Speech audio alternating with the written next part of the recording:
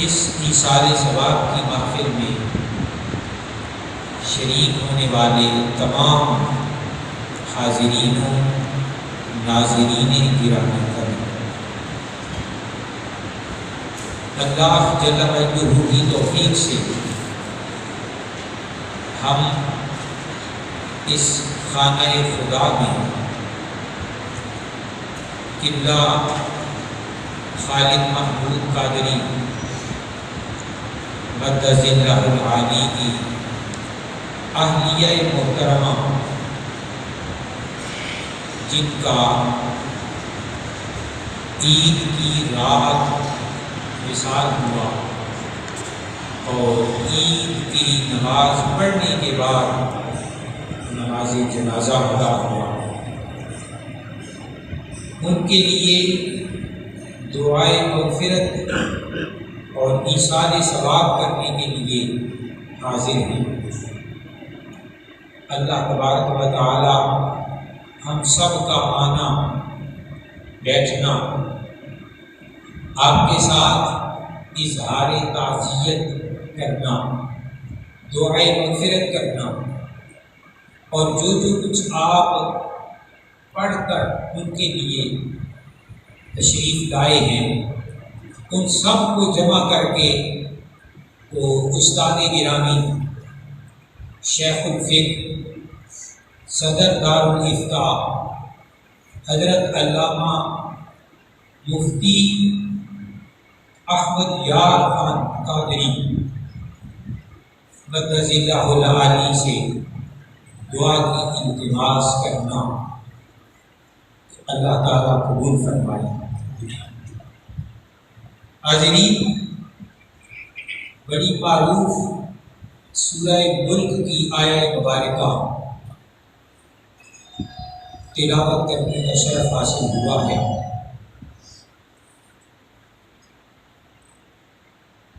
سورہ ملک بذات خود بڑی مبارک صورتوں میں سے ہے۔ ویسے تو بسم اللہ الرحمن الرحیم سے لے کر والناس کی سین تک قرآن مجید کا ہر حرف، ہر آیت، ہر سورت مبارک ہے، لیکن آج کے ہمارے اس عنوان کے حوالے سے یہ آیت نہایت ہی مبارک ہے کہ باری تعالیٰ نے ہمیں ایک سبق عطا کیا ہے اور تمام انسانوں کو اس زندگی کی حقیقت سے آشنا کیا ہے۔ باری تعالیٰ نے ارشاد فرمایا الذی خلق الموت والحیات۔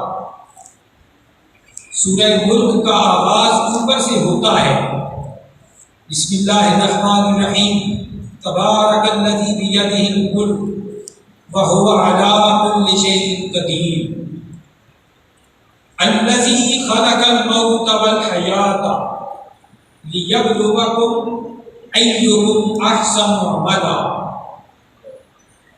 اللہ تعالیٰ نے آغاز میں اپنا اسم مبارک، اس کے نام کی برکتیں، اس کا تذکرہ فرمایا، اپنی قدرت اس کا ذکر فرمایا اور متصل فرمایا کہ اللہ وہ ہے، الذی، اللہ وہ ہے جو خلق الموت والحیات، جس نے موت کو پیدا فرمایا اور زندگی کو پیدا فرمایا۔ حاضرین، ہمارا خیال یہ ہے کہ پہلے بندہ دنیا میں آتا ہے اور پھر دنیا سے جاتا ہے۔ اکثر ہم یہ محاورہ کہتے ہیں کہ جو آیا ہے اس میں جانا ہے، لیکن حاضرین، قرآن مجید کی یہ آیہ مبارکہ ہمیں ایک بہت بڑا خوبصورت پیغام عطا کر رہی ہے اور ارشاد یہ فرما رہی ہے کہ اللہ نے پہلے آدم کو پیدا کیا، پھر خلق کو پیدا کیا۔ پہلے آدم تھا اور آدم کا ایک نام موت ہے کہ الذی خلق الموت۔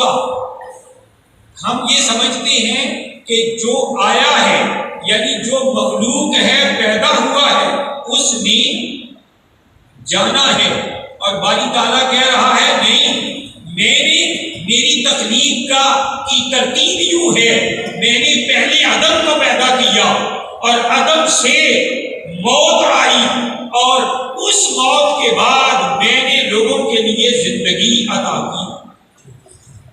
الذی خلق الموت۔ حاضرین، یہ تھے قرآن مجید کے کلمات۔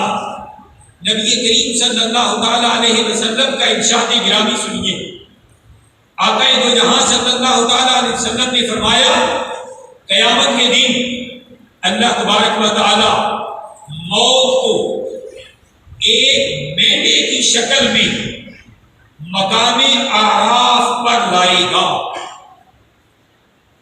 ایک مینڈے کی شکل میں مقام اعراف پر لائے گا، اور مقام اعراف جنت اور جہنم، اس کے درمیان والے مقام کا نام ہے، جس کو اہل جنت بھی ملاحظہ کریں گے، اہل جہنم بھی ملاحظہ کریں گے، اور اس مقام پر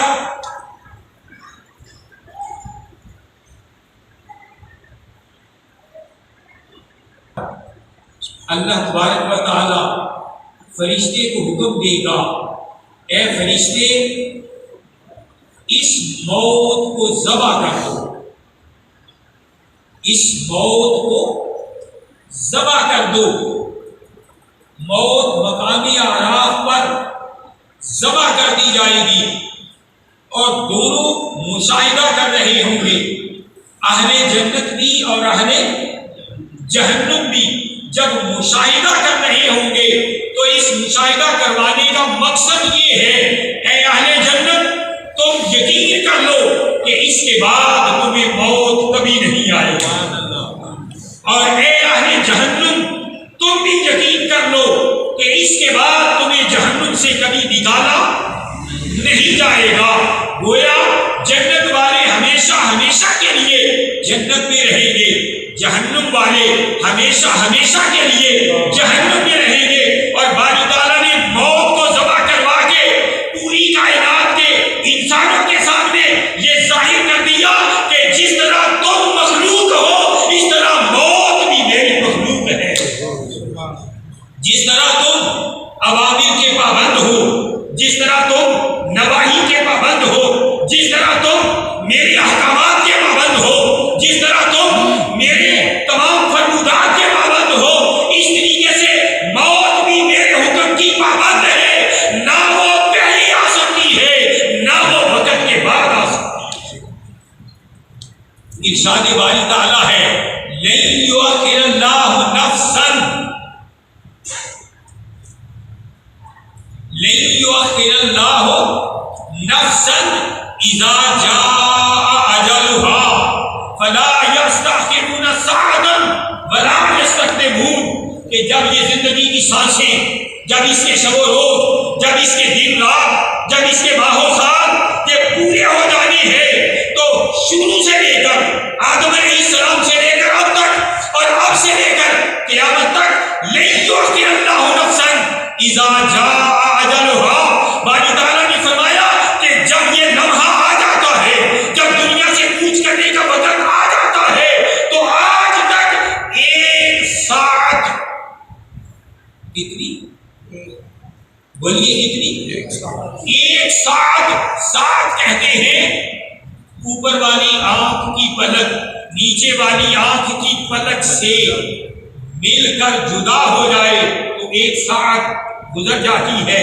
اس کو لحظہ بھی کہتے ہیں، اس کو لمحہ بھی کہتے ہیں۔ باری تعالیٰ نے فرمایا کہ ایک لمحہ بھی موت نہ کبھی پہلے آئی ہے نہ کبھی بعد میں آئی ہے، یہ موت آئے گی اور عین وقت پر آئے گی۔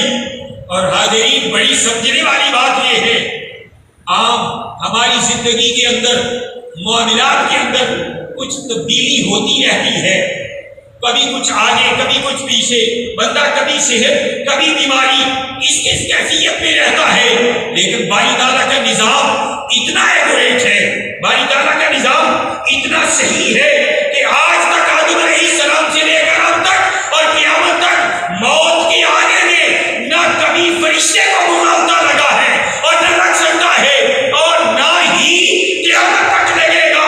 باری تعالیٰ نے کہا بندو، موت کے لیے ہر وقت اپنے آپ کو تیار رکھو، یہ کبھی بھی ایک لمحہ نہ آگے آئے گی نہ ایک لمحہ کبھی پیچھے آئے گی۔ بیماری آ سکتی ہے اور آتی ہے، بیماری آنے کا سبب موت بنتی ہے، لیکن حاضرین محترم، یہ نہیں کہ بیماری کے بغیر موت نہیں آتی۔ ہم کئی دفعہ ملاحظہ کرتے ہیں، روڈ ایکسیڈنٹ ہو جاتے ہیں، بندہ بالکل ٹھیک ٹھاک بیٹھا ہوا ہے، ایکسیڈنٹ ہوا، بندہ اس ایکسیڈنٹ کے اندر دنیا سے چلا گیا، اس کے ساتھ کوئی نہ کوئی اور بیٹھا ہوا ہے، کوئی بچہ بیٹھا ہوا ہے، لیکن وہ بچہ دنیا سے نہیں گیا، وہ خاتون دنیا سے نہیں گئی، بلکہ جس کا وقت آیا ہے وہی گیا ہے۔ اس کا مطلب ہوا کہ جب اسرائیل کو کبھی بھی ترس بھی نہیں آیا، کبھی بھی غلطی بھی نہیں لگی، کبھی بھی مغالطہ نہیں ہوا کہ شاید باپ بھی جانا تھا بیٹا چلا جائے، بیٹے نے جانا تھا پوتا چلا جائے، ماں نے جانا تھا بیٹی چلی جائے۔ نہیں، باری تعالیٰ نے کہا یہ اس قدر خوبصورت نظام ہے، یہ اس قدر بہترین نظام ہے، یہ اس قدر ایکوریٹ نظام ہے کہ جس کا وقت ہوتا ہے وہی آتا ہے اور وہی اس جامع اجل کو منہ کے ساتھ لگا کے آخرت میں تشریف لے جاتا ہے۔ اور جو رات، ہم نے اکثر یہ بزرگوں سے سنا ہے کہ جو رات قبر میں آنی ہے وہ دنیا میں نہیں آ سکتی۔ اس کا مطلب ہے، اور حاضرین ایک بڑی خاص لطف کی بات، اللہ تبارک و تعالیٰ نے سوائے خاص بندوں کے، بلکہ خاص کا لفظ بھی چھوٹا ہے، اخص الخواص کے، کسی کو موت کے وقت کا بتایا نہیں، لیکن اللہ تعالیٰ نے یہ وقت کسی کو بتایا نہیں۔ حاضرین، اس کے اندر راز ہے، اس کے اندر حکمت ہے کہ باری تعالیٰ کہنا یہ چاہتا ہے کہ اگر وہ موت کا وقت متعین ہے لیکن بتا دیا جاتا تو بندہ آسانی کے ساتھ نشے کرتا، عیاشی کرتا، زندگی گزارتا، شب و روز بسر کرتا، لیکن اس نے کہنا ہوئے ابھی میرے بال سفید ہوں گے، ابھی جوان ہوں، بابا بنوں گا، بابے کے بعد دادا بنوں گا، تب میں دنیا سے جاؤں گا۔ نہیں، حاضرین محترم، یہ باری تعالیٰ نے وقت نہ بتا کے ہر ایک کو متوجہ کیا، ہر ایک کو متنبہ کیا، ہر ایک کو اس طرف آگاہ کیا کہ لوگوں ہر وقت اللہ کی بارگاہ میں جانے کے لیے تیار رہو۔ کبھی بھی کوئی لمحہ اللہ تعالیٰ کی بارگاہ میں حاضر ہو جانے سے غفلت میں نہ گزرے، بلکہ تیار رہو کہ مولا جب بھی تیرا پیغام آئے، جب بھی اسرائیل آئے، جب بھی مقام موت وقت اجل آئے تو میں نمازوں کی طرف دیکھ کر، روزے کی طرف دیکھ کر، نیک عمل کی طرف دیکھ کر، اچھے کاموں کی طرف دیکھ کر یہ نہ کہوں مولا سال ایک اور دے دے میں بڑی نمازیں پڑھوں گا، میں سال ایک اور دے دے میں بڑی نیکیاں کروں گا۔ نہیں، تمہاری نیکیوں کا ریشو، نمازوں کا ریشو، اچھے اعمال کا ریشو یہ پہلے سے اس قدر ہو کہ جب بھی پیغام آئے تم اس پیغام کو لبیک کہنے کے لیے تیار ہو۔